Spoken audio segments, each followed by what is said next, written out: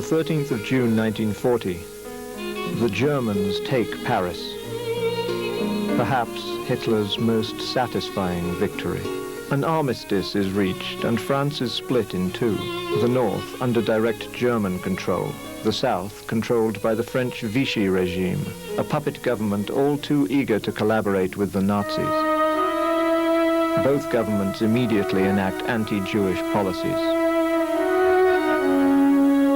You know, the Jews had to wear a yellow star written Jew on it.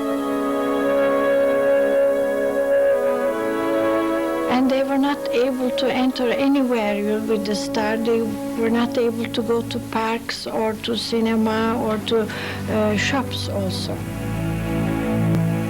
We had this awful thing marking Jew on this permit we had. The Turkish government never distinguished among the citizens of Turkey on the basis of religion or creed. And so long as Turkey was neutral, Turkish diplomats who were stationed in Nazi-occupied countries and elsewhere did have the right of protecting Turkish subjects regardless of their religion, and they did so. My father went to the German official and he asked that the Turkish Jews should not wear the star because they were Turkish. Turkey was the only country in Paris that was helping, protecting, and trying to help the Jews. Some other foreign countries had their Jewish citizens, but none of them had taken care of the Jews like we did. Believe me, I'm telling this very honestly. There is absolutely no exaggeration. Persecution intensifies as French and German authorities confiscate Jewish properties. Turkish consuls protest, insisting Turkish citizens in France are entitled to the same protection as French citizens in Turkey. They are often successful. Soon, however, the diplomats' duties shift from preserving assets to saving lives. The Germans used to stop the whole traffic in the big boulevards and examine all male persons. If they are circumcised, they thought it should have been a Jew. So they put it in the train and sent to the concentration camps. Terrible. Once you go, finished, never come back. In August 1941, in Drancy, a suburb of Paris, a transit camp is created. A year later, prisoners will be sent from Drancy to the Auschwitz death camp. Some friends, Jewish friends, were disappearing from here and there, and that was very nightmarish. The life-saving value of Turkish citizenship is soon realized by Turkish Jews living in France. When my father went to the consulate, he got a passport, because it was the only paper that we had that shows that we are Turkish citizens. I was at the metro. They arrested me when they saw Jew written on my identity card. They sent me to a camp. When my father realized I was missing, he went to the Turkish consulate. The consulate made an investigation and protested. I was liberated from the camp. My mother went to the Turkish embassy in order to ask for specific papers certifying the Turkish nationality of her children. Now, the Turkish law was that so long as they registered with the Turkish consulates and embassies in those countries, they would remain Turkish citizens. But after many of them had stayed in France and had become French citizens and had had French children, many of them allowed their Turkish citizenship to lapse. You know, living in Paris, they forgot to go to the consulate because, you know, they were living very quietly, agreeable life in Paris. And they completely forgot to go to the consulate. There were no Turkish citizens anymore. Thus, you had two categories of people. You had people who were full Turkish citizens, and you had people who were former Turkish citizens who had asked that their Turkish citizenship be restored. So they were queuing in front of the consulate, many of them, and my father was trying to give them their official papers saying that they are Turks. We used to issue a paper saying that his nationality has been examined by the Turkish authorities until such time he is to be considered Turkish. And they gave them papers stating that, in Turkish, stating that these people were irregular Turkish citizens, and therefore gave them the same protection and exemption from discrimination that was given to regular Turkish citizens. And without really consulting the government, because we had the authority to do it. There are reports from other Jews who survived Auschwitz, and there are also reports from the German SS commandant that they couldn't believe it when these orders came saying, you will not send Turkish Jews to Auschwitz, you will release them. And they, much to the SS's amazement, they kept on having to release Turkish Jews. It was not very easy. I can assure you it was not very easy. Yet some are still caught up in sweeps before they have a chance to contact the Turkish consulate. Without time to go through the normal channels, some Turkish diplomats mount daring and dramatic rescue missions that put their own lives in danger. Well, the story of Ambassador Ken is one of the most fascinating stories. Here is a person who is a diplomat. One of his functions is to protect Jews who, or persons who claim to be Turkish nationals. One day I was in the office. We had a man in the consulate. He came to say that a group of Jews who claim to be Turkish nationals have been apprehended and have been assembled and boarded on a train on its way to concentration camp. Now, another diplomat in his place would have lodged a protest with the authorities, with the German authorities, typed up a nice paper and sent it out and gone back to his business. He decides to board the train. I saw all the Jews that I knew. They were all picked up and forcibly put in the wagon. He goes into the wagon. He says, I won't leave the wagon unless you release my persons from Turkish nationals. Two German officers arrived, SS troopers. And one of them, with his broken English, told me to leave the wagon. The German commander says, you have to get out. I said, I won't. Well, in that case, you will go with them. And he says, okay, I'll go with them. They were crying. They were really heartbreaking. Soldiers come, lock the door, and the train moves out of Marseille. We went about 3 hours. Dark, cold, miserable. The Germans realize they have a problem on their hand. This is a Turkish diplomat. Turkey and Germany still have diplomatic relations. When the train reaches the next stop in Arles, the train stops. The wagon door swings open. The German commander there comes up to him and says, Sir, unpleasant thing happened to the Marseille Gare. So I'm very sorry.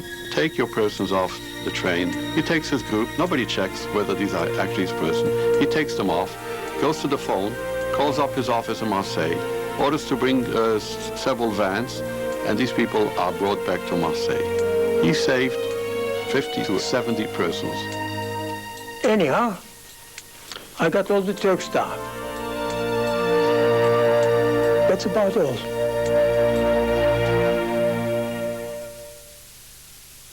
On the island of Rhodes, another Turkish diplomat, Ambassador Selahattin Ülkümen, also put himself at risk to save Turkish Jews. He was asked to turn the Turkish Jews living on Rhodes over to the Nazis, and he refused to do so and instead arranged for them to escape to Turkey. He took down these names, about 50 names, and went to see the local German commander and insisted that these people be released because they were Turkish nationals. Of course, there was a bit of argument, voices were raised, and the German commander was instructed to release these 50 persons, and they were not deported, and all the others were deported and to Auschwitz and killed. In France, the French minister warns the Turkish embassy that Turkish Jews living in France could no longer be protected by Turkish consuls. The Germans told the Turkish authorities that they would take no further responsibility if the Jews were caught. So the Turkish consulate called my father and said there are a few trains going back to Turkey. I saw an ad in the newspaper that anyone of Turkish origin who wanted to go home should come to the Turkish consulate and begin the process. My uncle was taken from the house to Drancy and then later to Auschwitz, where he was killed. If I had stayed in France, it would be 100% sure I would have died. My father has a friend in Paris, so he told him that the Turkish government take the Jewish to Turkey. They have a train, so if we want to go, we can go to Paris and live with the train. Yet traveling through Europe is as difficult and dangerous as staying in France.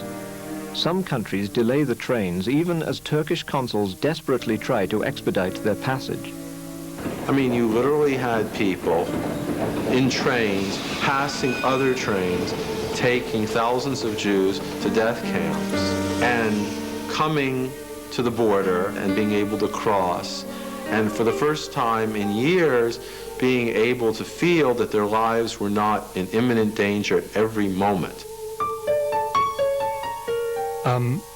Remembering this, we arrived in Turkey on the train.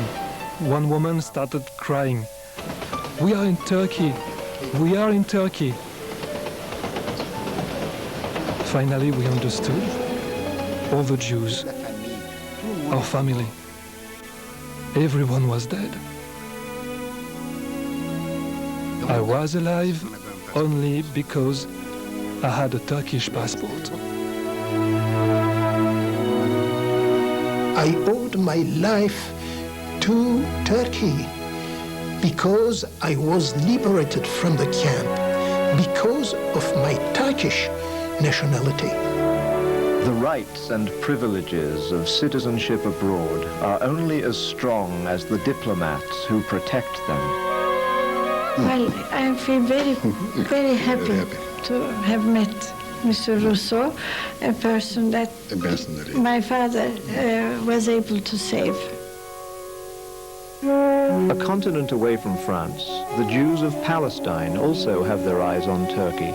Known as the Yishuv, they hear with growing horror what is happening to their brethren in Europe and desperately wonder, how can they help? You had 5 neutral countries in Europe, Spain, Portugal, Sweden, Switzerland, and Turkey. And the closest Jewish rescue operatives could get to the scene was these neutral countries.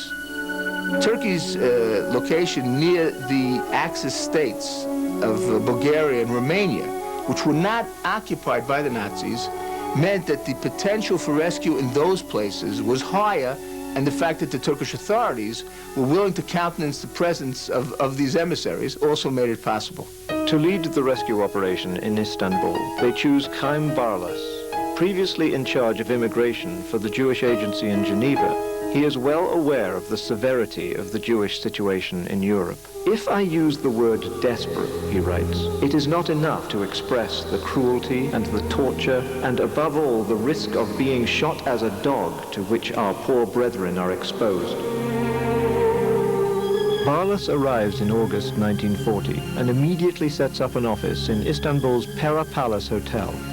His first mission is to lobby the Turkish government to allow refugees fleeing Europe to pass through Turkey on their way to Palestine.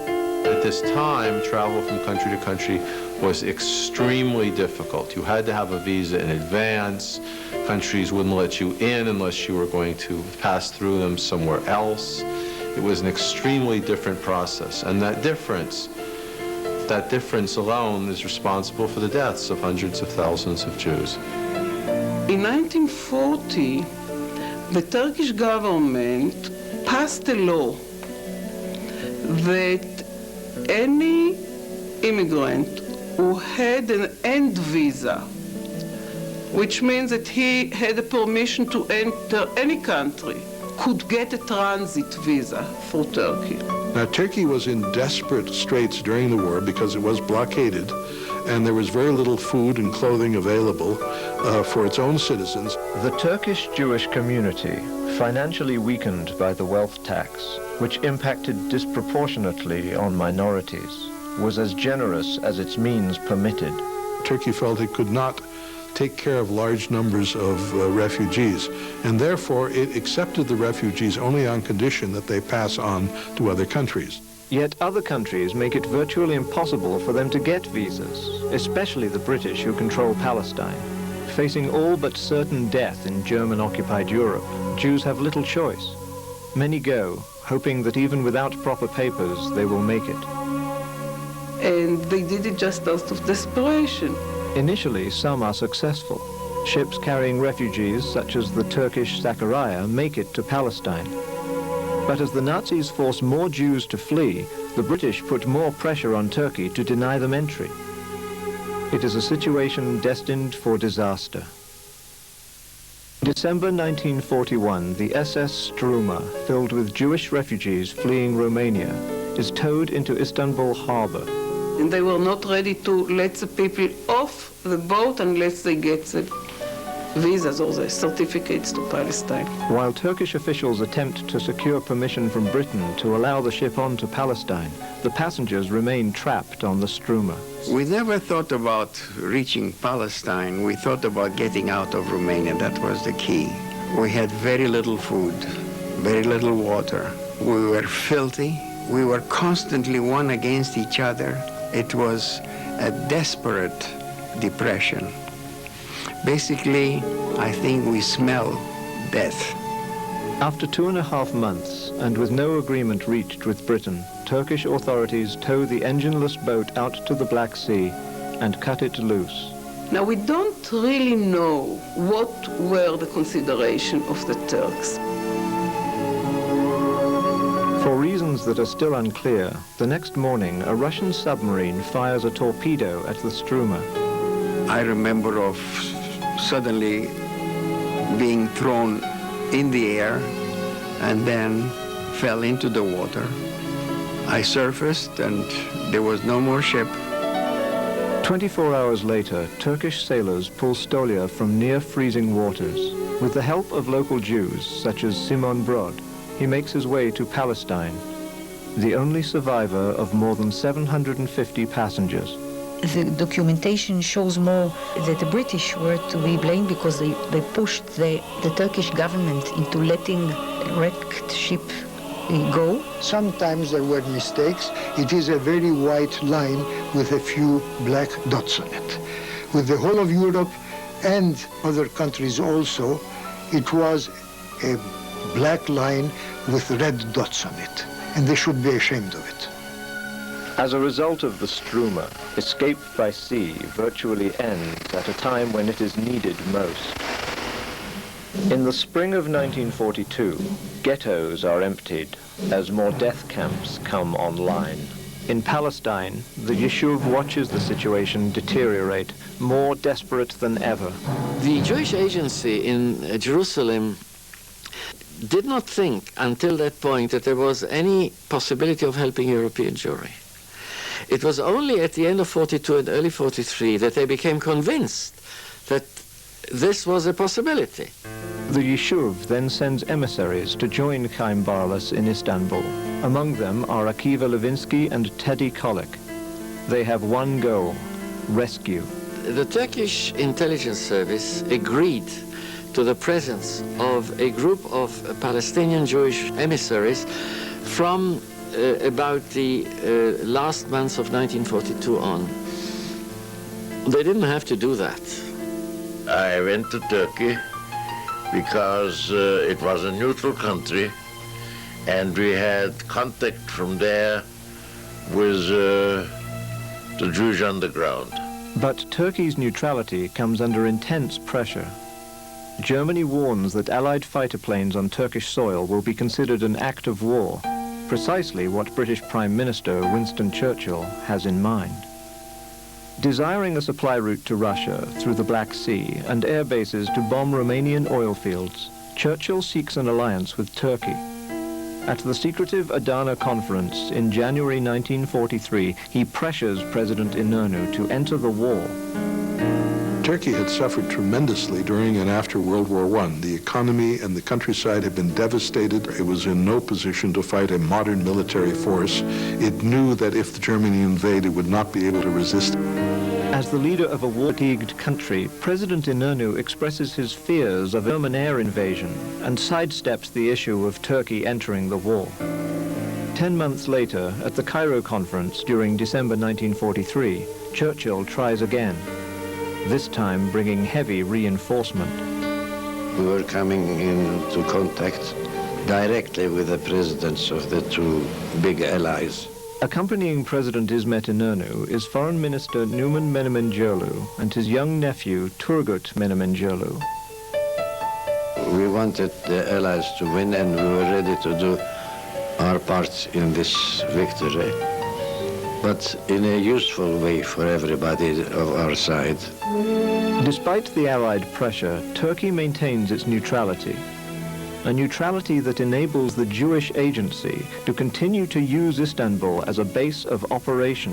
They had no official standing, so they all had to pose as merchants or journalists or various things. But the Turks knew exactly who they were and didn't interfere. But I'll tell you, I represented a newspaper. I'll tell you, I was a member of a kibbutz in Engev. We invented the Engev News. The Engev News